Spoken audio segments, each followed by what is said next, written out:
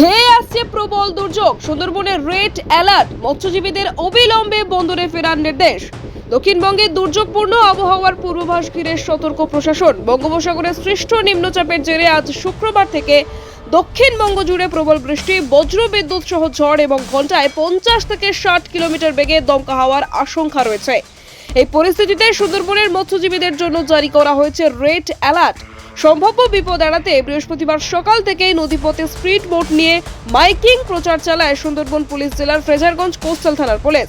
গভীর সমুদ্রে থাকা সমস্ত মৎস্যজীবীকে দ্রুত বন্দরে ফিরে আসার আহ্বান জানানো হয়। পাশাপাশি পরবর্তী নির্দেশ না দেওয়া পর্যন্ত নতুন করে কোনো ট্রলারকে গভীর সমুদ্রে মাছ ধরতে যেতে নিষেধ করা হয়েছে। ইতিমধ্যেই প্রশাসনের সতর্কবার্তার জেরে বহু মাছ ধরার ট্রলার বন্দরে ফিরে এসেছে। আবহাওয়া দপ্তরের পূর্বাভাস অনুযায়ী প্রবল বৃষ্টি ও ঝোড়ো হওয়ার পাশাপাশি নদীর জল স্ফীতি বাড়তে পারে এবং সমুদ্র উত্তাল হয়ে উঠতে পারে। ফলে কোনো ধরনের ঝুঁকি না নিয়ে মৎস্যজীবীদের নিরাপদে থাকার নির্দেশ দিয়েছে প্রশাসন। দুর্যোগ মোকাবিলার প্রশাসন ও পুলিশ সর্বক্ষণ নজরদারি চালাচ্ছে এবং পরিস্থিতির উপর কড়া নজর রাখা হচ্ছে।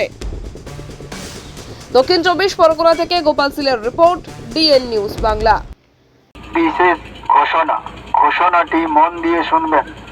ফ্রেজারগঞ্জ কোস্টাল থানা ও সুন্দরবন পুলিশ জেলার পক্ষ থেকে সমস্ত মৎস্যজীবীকে জানানো হচ্ছে আগামী 3/7/2026 তারিখ থেকে 50 থেকে 60 কিলোমিটার বেগে ঝোড়ো হাওয়া, সেই সঙ্গে ভারী থেকে অতি ভারী বৃষ্টি হওয়ার সম্ভাবনা রয়েছে এবং সমুদ্র উত্তাল থাকবে। আপনারা কেউ গভীর সমুদ্রে যাবেন না।